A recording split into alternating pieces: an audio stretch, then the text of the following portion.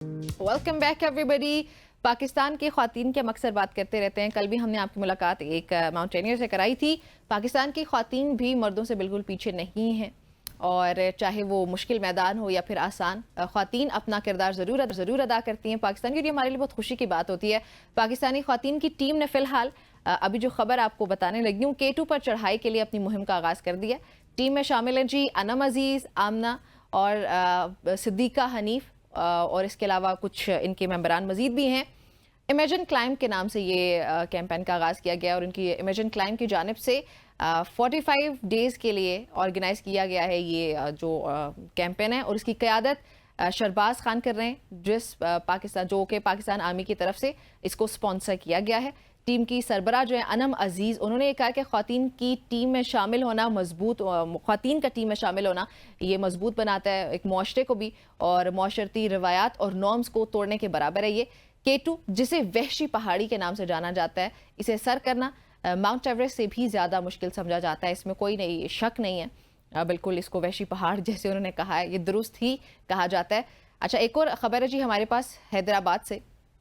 हैदराबाद में peoples bus service का दायरा कार जो है उसको वसी नहीं किया जा सका है। आवाम सस्ते सफ़र से फ़िलहाल महरूम है। हैदराबाद में 20 माह गुजरने के बावजूद भी पीपल्स बस सर्विस जो है इसका दायरा जो है वो अंदरून शहर के मुख्तलिफ इलाकों तक बढ़ाया नहीं गया, जिसके सबब लाखों शहरी महंगाई में जो है वो सफ़र कर रहे हैं, सस्ता सफ़र नहीं कर पा रहे वो, और सहूलियात ऑल्दो इंट्रोड्यूस कराई जाती हैं कुछ हद तक, लेकिन वो हमें ना बिल्कुल ग्राउंड लेवल तक दिखाई देना चाहिए। सिंध के दूसरे बड़े शहर जो हैदराबाद, उसमें पीपल्स बस सर्विस का इफ्तिताह 19 नवंबर 2022 को हुआ था। सूबाई वजीर ट्रांसपोर्ट जो है उस शर्जील इनाम मेमन ने किया था।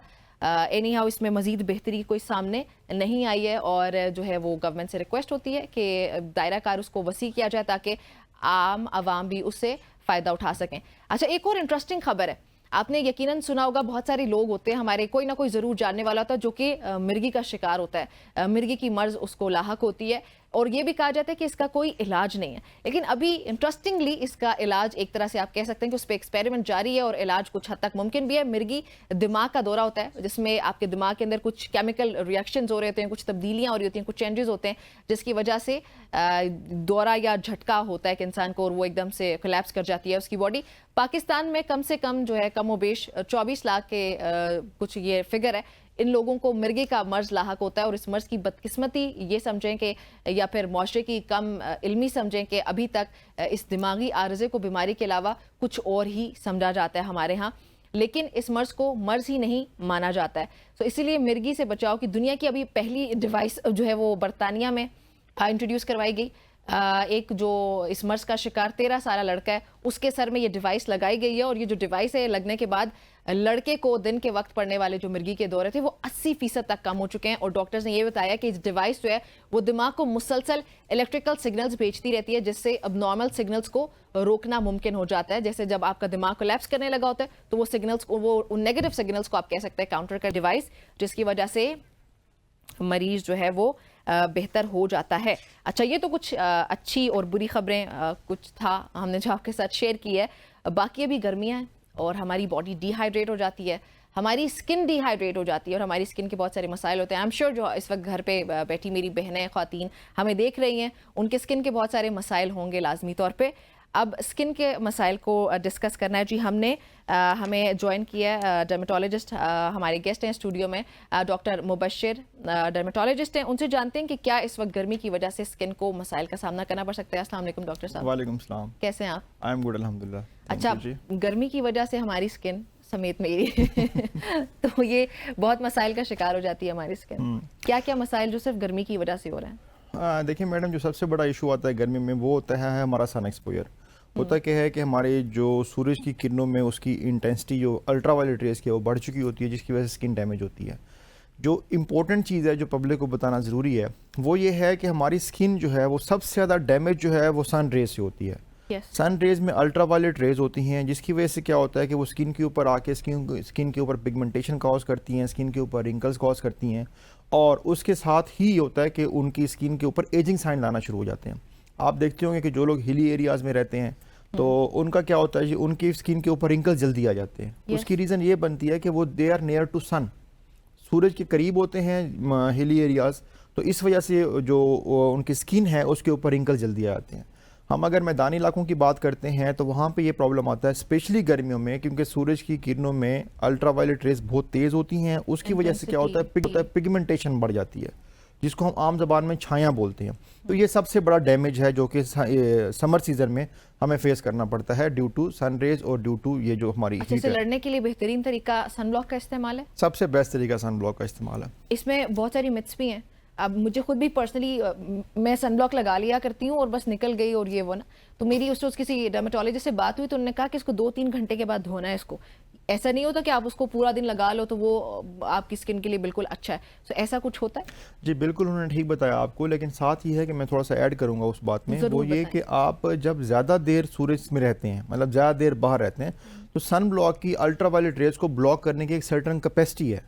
2 से 3 घंटे तक वो उसको प्रॉपरली अपना फंक्शन करता है, उसके बाद उसकी एफिकेसी लूज होना शुरू हो जाती है। तो इसलिए डर्माटोलॉजिस्ट इंक्लूडिंग मी हम ये लोग यही रिकमेंड करते हैं कि आप उसके 2 से 3 घंटे बाद दोबारा सन ब्लॉक लगा लें। If you don't have option कि आप जाके फेस अलग से वॉश करें और फिर दोबारा सन ब्लॉक लगाएं, तो आप उसी के ऊपर दोबारा लगा सकते हैं, ताकि जो स्किन का डैमेज है वो मैक्सिमम कंट्रोल हो सके, जो कि सन रेज की वजह से। अच्छा, अगर जो स्किन केयर को फॉलो किया जाए तो आपको पहले सुबह के टाइम कुछ आपकी जो भी रूटीन है आप उसको फॉलो कर रहे हैं, उसके बाद आप जाके एंड पे उसको मॉइस्चराइजर के साथ खत्म करते हैं, तो वो मॉइस्चराइजर आपकी स्किन पे पहले से लगाए, बेशक आप उसके ऊपर सन ब्लॉक अप्लाई कर दें। सन ब्लॉक की इंटरेस्टिंग चीज़ ये है कि वो आप मॉइस्चराइजर से पहले लगा लें, मॉइस्चराइजर के बाद लगा लें, मेकअप से पहले लगा लें, मेकअप के बाद लगा लें, किसी भी लेवल पे लगाएं तो उसमें प्रॉब्लम नहीं है। सिर्फ ये कि लगा होना चाहिए, मतलब अगर आपने पहले मॉइस्चराइजर लगाया, फिर मेकअप किया, फिर सन ब्लॉक लगाया, इट्स फाइन। अगर आपने पहले सन ब्लॉक लगा लिया, उसके बाद मॉइस्चराइजर लगाया, इवन देन इट्स फाइन।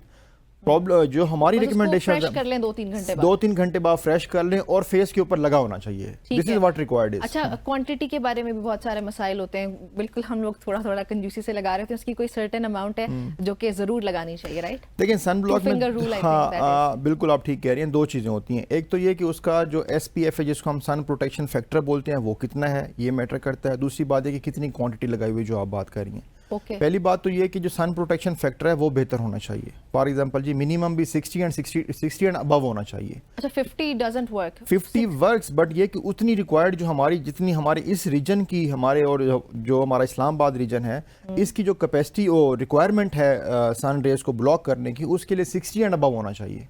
पहली बात तो ये। दूसरी बात ये है कि जो आपने बात की कितना यूज़ करना चाहिए, I went there in America, मैं अपनी एस्थेटिक्स की और डर्माटोलॉजी की ट्रेनिंग के लिए गया, तो दे टोल्ड मी डॉक्टर डाहा you must be very generous in using sunblock. अच्छा उन्होंने ये टर्मिनोलॉजी यूज़ की, मुझे अभी तक याद है। वो ये कि वो कहते हैं जी आप मैक्सिमम सन ब्लॉक यूज़ करें, इतना हाँ मैक्सिमम यूज़ करें, ताकि ये कि हम क्या करते हैं, हम थोड़ा सा यूज़ करते हैं एंड वी फील लाइक जी कि हमारी ये हाँ ख़त्म ना हो जाए, और दूसरी बात है कि इट्स वर्किंग या अपनी जो रिक्वायरमेंट है उसको फुलफिल कर रहा है। ऐसी बात नहीं है। आप जिस तरह आपने कहा कि जी कि सन ब्लॉक इस्तेमाल करना आप इतना करें, ऐसा भी ना हो कि जी फेस के ऊपर जो है वो बहुत अजीब सा लग रहा हो, बट इतना भी कम ना हो कि वो अपना काम ना कर सके। लेकिन वो लोग कम इसीलिए इस्तेमाल करते हैं ना कि वो अफोर्ड नहीं कर सकते ज्यादा, ये भी फैक्टर है। अच्छा, कोई ऐसे Pakistani brands, I am not sure कि आप उनका नाम ले सकते हैं अभी या नहीं, लेकिन फिर भी अगर कुछ आप रेकमेंड करना चाहें कि कुछ सस्ती रेंज में जो हमारी बहनें इस वक्त फायदा उठा सकती हैं कि भाई ये लाजमी लेना है। देखें उसमें ये कि जो सन ब्लॉक का इस्तेमाल है, मैं एक और इंटरेस्टिंग चीज़ बताऊं, अगर सन ब्लॉक इस्तेमाल फॉर एग्जांपल जी कि ज़्यादा आप क्वांटिटी नहीं यूज़ कर सकते, तो आप जब बाहर निकलें तो फेस को कवर रखें या अम्ब्रेला यूज़ कर लें। अब फॉर एग्जांपल हम रिमोट एरियाज़ की बात करते हैं तो वहाँ अम्ब्रेला का कंसेप्ट नहीं होता, वहाँ पे हम ये कर सकते हैं कि आप फेस को किसी कपड़े से ढांप लें। जिस तरह से खवातीन मोस्टली ऐसे करती हैं जी कि फेस के ऊपर चादर कर लेते हैं, कुछ ऐसा कर लें सन रे, हाँ जिस्म को ढक ले। देखें मोस्टली जो हमारे एक्सपोज पार्ट्स है ना बॉडी के, वो फेस होता है, हैंड्स होते हैं, बाकी पार्ट तो वैसे हमारे कवर्ड होते हैं, तो उसमें उनके डैमेज के चांसेस बहुत कम होते हैं। आपने अक्सर देखा होगा कि जो लोग गर्मियों में स्पेशली बॉयज क्या करते हैं जी, जो हाफ स्लीव्स पहनते हैं, तो उनकी स्लीव से ऊपर जो कलर और होता है नीचे और होता है। तो उसकी रीजन क्या होती है कि जिसकी जहां पे एक्सपोज पार्ट होता है हाफ स्लीव्स में, तो वहां पे सन रेज ज्यादा डैमेजकारी होती हैं, जिसकी वजह से कलर टैन हो जाता है। Same is case with the face, अगर फेस को कवर रखेंगे, ढांप के रखेंगे, तो उसके ऊपर डैमेज कम से कम आएगा। ठीक हो गया। अच्छा, water intake is very important. आजकल स्वेटिंग होती है, बॉडी फौरन डिहाइड्रेट होती है और हम लोग फिर घर से बाहर निकल जाते हैं, उसकी वजह से भी ऑब्वियसली आपकी स्किन पे बहुत फर्क पड़ता है। देखिए वाटर इनटेक जो है ना, ये आजकल तो खैर बहुत ही इंपॉर्टेंट है, लेकिन ओवरऑल भी बहुत इंपॉर्टेंट है। जो स्किन केयर में जो हम रिकमेंड करते हैं स्किन केयर और उसकी जो टिप्स बताते हैं, उसमें सबसे इंपॉर्टेंट जो है वाटर इनटेक है। स्लीप है, जो कि हम लोग एक्सपेक्ट नहीं करते कि जी वाटर का स्किन से क्या रिलेशन है, सोने का स्किन से क्या रिलेशन है, बड़ी अजीब सी लगती है ये बातें। बट अगर आपका पानी का इस्तेमाल ठीक है, पानी ज्यादा ले रहे हैं आप कम लोग, से कम कितना कम से कम भी 4 to 6 गिलास ऑफ वाटर डेली। डेली? हाँ, और अभी गर्मियां तो 10 करना चाहिए उसको, 10 कम करना से चाहिए, कम। 12 करना चाहिए उसको। Yes. आप जितना मैक्सिमम ले सकें। एट टाइम ये भी होता है कि वी रिकमेंड कि आप 4 लीटर्स ऑफ वाटर लें डेली 24 आवर्स में।